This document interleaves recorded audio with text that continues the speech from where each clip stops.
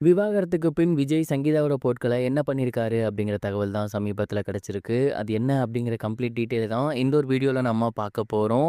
சமீபத்தில சங்கீதா அவர்கள் விஜய பிரிய போறேன் அப்படிங்கிற மாரி அனௌன்ஸ்மெண்ட் ஒண்ணு வெளியிட்டிருந்தாங்க.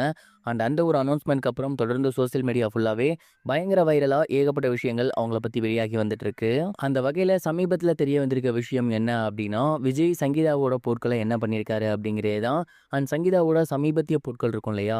அந்த பொருட்கள், அவங்களோட துணிமணிகள், அது மட்டும் இல்லாம அவங்க சம்மந்தப்பட்ட விஷயங்கள் எல்லாத்தையுமே அவங்களோட வீட்ல இருக்கக்கூடியவங்கள்ட்ட சொல்லி, ஒரு மூட்டையாகவும், ஒரு பெட்டியிலயும் போட்டு அவங்களோட வீட்டுக்கு அனுப்பியிருக்காங்க.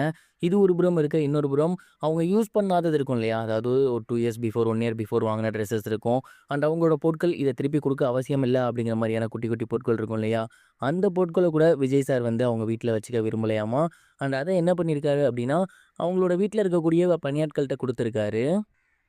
பெரிய, பெரிய செலிபிரிட்டீஸ் யூஸ் பண்ணக்கூடிய பொருட்கள் எல்லாமே எவ்வளோ காஸ்ட்லியா இருக்கும் அப்படிங்கிறது நமக்கு நல்லாவே தெரியும். கிட்டத்தட்ட பல லட்சக்கணக்கில வந்து அவங்க போட்டு வாங்கியிருப்பாங்க. ட்ரெஸ்ஸஸாக இருக்கட்டும், செருப்பாக இருக்கட்டும், அவங்க யூஸ் பண்ணக்கூடிய பொருட்களாக இருக்கட்டும், இது எல்லாமே லட்சங்கள்ல இருக்கும். அப்படிப்பட்ட பொருட்கள தூக்கி எறிஞ்சு வேஸ்ட் பண்றதுக்கு, இல்லாதவங்களுக்கு குடுத்தா கண்டிப்பா அவங்களுக்கு மிகப்பெரிய ஹெல்ப்ஃபுல்லா இருக்கும் அப்படின்னு சொல்லி, அவங்க பயன்படுத்திய எல்லா பொருட்களுமே, குறிப்பா அவங்களோட பெட்ஷீட்டாக இருக்கட்டும், அவங்களோட ட்ரெஸ்ஸஸாக இருக்கட்டும், செருப்பாக இருக்கட்டும், அவங்க சம்மந்தப்பட்ட எல்லா பொருட்களையுமே அவங்க வீட்ல இருக்கக்கூடிய பணியாட்களுக்கு குடுத்துருக்காங்க.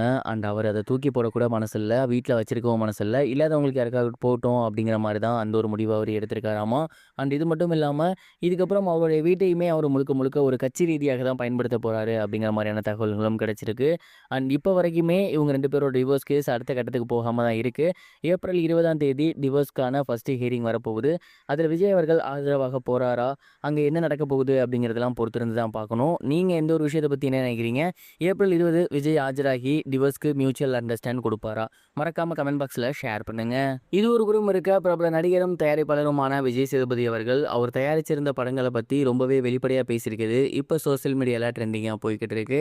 குறிப்பா விஜய் சேதுபதி அவர்கள் என்ன சொல்லியிருந்தாரு அப்படின்னா, ஆக்டரா நான் எந்த அளவுக்கு ஒரு வெற்றி பெற்றிருந்தேனோ, புரொடியூசரா நான் மிகப்பெரிய அளவுல வெற்றி பெறல.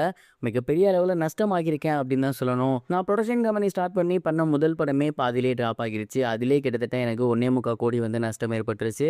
அதற்கடுத்து தொடர்ந்து 4 படங்கள் பண்ணியிருந்தேன். அந்த 4 படங்களுமே அடுத்தடுத்து தோல்வி. இதனால எனக்கு மிகப்பெரிய அளவுல நஷ்டம் ஏற்பட்டிருந்துச்சு. இருந்தாலுமே அந்த படங்கள் எனக்கு பிடிக்காதான்னு கேட்டீங்கன்னா, கண்டிப்பா கிடையாது. அந்த படங்கள் எல்லாமே எனக்கு பிடிக்கும். நான் ரொம்ப ரசிச்சு அந்த படங்கள் பண்ணேன். கண்டிப்பா இப்ப இல்லனாலும் என்னைக்காவது ஒரு நாள் மக்கள் அந்த படங்கள புரிஞ்சுப்பாங்க. அந்த படம் ஏன் அப்படி இருக்குங்கிறத தெரிஞ்சுக்குவாங்கங்கிற நம்பிக்கை இருக்கு. இப்போதைக்கு நான் புரொடக்ஷன் பண்ணாம இருக்கேன். கண்டிப்பா கூடிய சீக்கிரத்திலேயே நல்ல கதைகள நான் ஸ்டார்ட் பண்ணுவேன் அப்படிங்கிற மாரி சொல்லியிருந்தாரு. விஜய் சேதுபதி அவர்கள் அவரோட படங்கள் தோல்வி அடைஞ்சத ஓப்பனா ஒத்துக்கிட்டது. இப்ப சோசியல் மீடியால வைரலா போய்க்கிட்டு இருக்கு. இதுவரைக்கும் கனெக்டிங் டிவிக்கு சப்ஸ்கிரைப் பண்ணனா மறக்காம சப்ஸ்கிரைப் பண்ணிக்கங்க. உடனடி அப்டேட்ஸ் பெறுவதற்கு நோட்டிஃபிகேஷன் பெல்லையும் கிளிக் பண்ணிக்கங்க.